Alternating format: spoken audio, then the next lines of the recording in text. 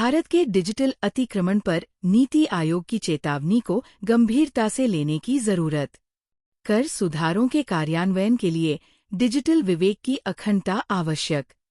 लेखक आर सूर्यमूर्ति। प्रधानमंत्री की प्रमुख पहल faceless assessment, honouring the honest और ट्रांसपेरेंट टैक्सेशन का उद्देश्य कर प्रशासन को मानवीय बनाना और भय को कम करना था। फिर भी जैसा कि नीति आयोग ने स्पष्ट रूप से कहा है, स्वैच्छिक अनुपालन को बढ़ावा देने के बजाय ऐसी बाध्यकारी शक्तियां भय पर आधारित संस्कृति को मजबूत करती है। दोषपूर्ण मानसिक स्थिति खंड धारा 490 इस समस्या को और बढ़ा देता है, क्योंकि इसमें व्यक्ति को तब तक दोषी मान लिया जाता है जब तक कि अभियुक्त अपनी बेगुनाही साबित न कर दे। व्यवहार में इसका मतलब ये है कि जो करदाता अपनी डिजिटल कुंजियों का खुलासा करने से बचता है, उसे न केवल अभियोजन का सामना करना पड़ेगा, बल्कि ये भी साबित करना होगा कि उसकी कोई आपराधिक मंशा नहीं थी। ये निर्दोषता की उस धारणा का उल्टा है जो हर संवैधानिक लोकतंत्र का आधार है। संक्षेप में, भारत का नया कर ढांचा विश्वास का उपदेश देता है, लेकिन संदेह को बढ़ावा देता है। कर अधिकारी निश्चित रूप से तर्क देते हैं कि डिजिटल कर चोरी को रोकने के लिए ऐसे प्रावधान आवश्यक है, खासकर क्रिप्टोकरेंसी, ऑफशोर खातों और एन्क्रिप्टेड संचार के युग में। लेकिन न्यायिक निगरानी का अभाव ही प्रवर्तन को संभावित दुरुपयोग में बदल देता है। यूनाइटेड किंगडम या ऑस्ट्रेलिया के विपरीत, जहां समान शक्तियों का उपयोग केवल राष्ट्रीय सुरक्षा या गंभीर संगठित अपराध के लिए किया जाता है, भारत का नया अधिनियम उन्हें नियमित कर निर्धारण में अनुमति देता है। ये अंतर मायने रखता है। नीति आयोग ने चेतावनी दी है कि भारत अब उन कुछ न्यायिक क्षेत्र में से एक है जहां राजस्व प्राधिकरण कारावास की धमकी देकर निजी डिजिटल पहुंच की मांग कर सकता है। अधिकांश परिपक्व कर प्रणालियों में डिजिटल ऑडिट में सहयोग न करने पर प्रशासनिक जुर्माना लगता है, जेल नहीं।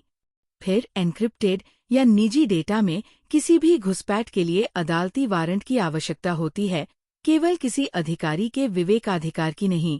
इस प्रक्रियात्मक फायरवॉल को हटाकर भारत निगरानी को एक अनुपालन उपकरण के रूप में सामान्य बनाने का जोखिम उठा रहा है। अलग अलग देखा जाए तो ये धाराएं तकनीकी लग सकती हैं, लेकिन भारत के बढ़ते डिजिटल राज्य के व्यापक संदर्भ में आधार प्रमाणीकरण से लेकर चेहरे की पहचान और डिजिटल व्यक्तिगत डेटा संरक्षण अधिनियम तक, ये डेटा तक जबरदस्ती पहुंच के धीरे धीरे सामान्यीकरण के एक पैटर्न का संकेत देते हैं। जब वही राज्य जो नागरिकों के लिए डेटा गोपनीयता का उपदेश देता है, अपनी प्रवर्तन एजेंसियों को डिजिटल कुंजियों की मांग करने का अनियंत्रित अधिकार भी देता है, तो ये एक दोहरी नैतिक व्यवस्था बनाता है, एक शासितों के लिए, दूसरा शासकों के लिए। नीति आयोग की बेचैनी इस संस्थागत जागरूकता को दर्शाती है कि एक निगरानी राज्य आसानी से सुधार का मुखौटा पहन सकता है। विरोधाभास स्पष्ट है। भारत एक पूर्वानुमानित और नियमाधारित कर वातावरण के साथ वैश्विक निवेशकों को आकर्षित करना चाहता है। फिर भी इसके नए डिजिटल प्रावधान नागरिकों और कंपनियों दोनों को रक्षात्मक गोपनीयता की ओर धकेल सकते हैं। विश्वास बनाने के लिए बनाया गया एक कानून अंततः अविश्वास को जन्म देता है, करदाता और राज्य के बीच नहीं, बल्कि नागरिक और संविधान के बीच। नीति आयोग की ये बात सराहनीय है कि वह केवल आलोचना ही नहीं करता, बल्कि सुझाव भी देता है। रिपोर्ट सरकार से आग्रह करती है कि वो डिजिटल ऑडिट में सहायता न करने पर आपराधिक दंड की जगह नागरिक जुर्माने लगाए, वर्चुअल डिजिटल स्पेस की स्पष्ट सीमाएं निर्धारित करे और सभी डिजिटल जांच के लिए न्यायिक निगरानी अनिवार्य करे। ये अभियोजन पक्ष पर सबूत पेश करने का भार बहाल करने की भी सिफारिश करता है, ताकि ये सुनिश्चित किया जा सके कि नागरिकों को डिजिटल गोपनीयता के अपने अधिकार का प्रयोग करने के लिए दोषी न माना जाए। ये कोई क्रांतिकारी मांगे नहीं हैं। ये वैश्विक उचित प्रक्रिया मानकों को प्रतिबिंबित करती है, लेकिन ये एक दार्शनिक बदलाव की भी मांग करती हैं। एक ऐसा बदलाव जो करदाता को संदिग्ध के रूप में नहीं, बल्कि राष्ट्रीय शासन में एक हितधारक के रूप में देखे। डिजिटल अतिक्रमण पर विवाद भारत की कर सुधार परियोजना के भीतर एक बड़े संघर्ष का हिस्सा है।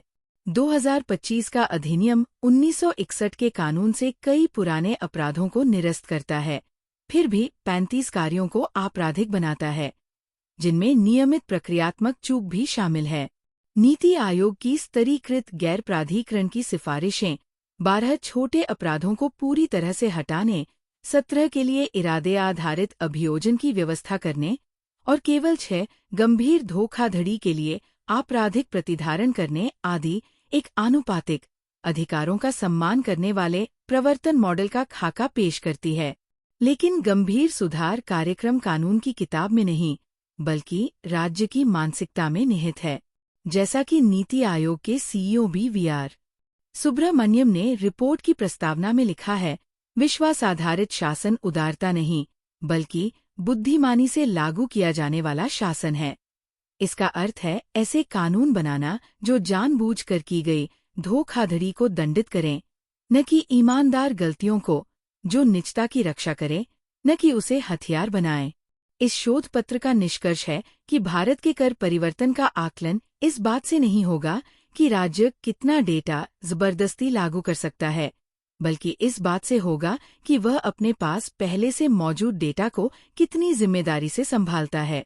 अगर डिजिटल शासन डिजिटल जबरदस्ती का पर्याय बन जाता है, तो सुधार और दमन के बीच की रेखा इतनी धुंधली हो जाएगी कि उसे सुधारा नहीं जा सकेगा। नीति आयोग की चेतावनी केवल इसे विनम्रतापूर्वक स्वीकार करने की ही नहीं, बल्कि विधायी आत्मनिरीक्षण की मांग करती है। सवाल ये नहीं है कि क्या राज्य के पास अनुपालन लागू करने के साधन होने चाहिए, बल्कि ये है कि क्या वह अपने नागरिकों के निजी जीवन में दखल दिए बिना उन साधनों का इस्तेमाल कर सकता है। एक ऐसे राष्ट्र के लिए जो 2047 तक विकसित भारत, एक विकसित लोकतंत्र बनने की आकांक्षा रखता है, प्रगति का सच्चा मापदंड उसकी कर संहिता की दक्षता नहीं, बल्कि उसकी डिजिटल अंतरात्मा की अखंडता होगी।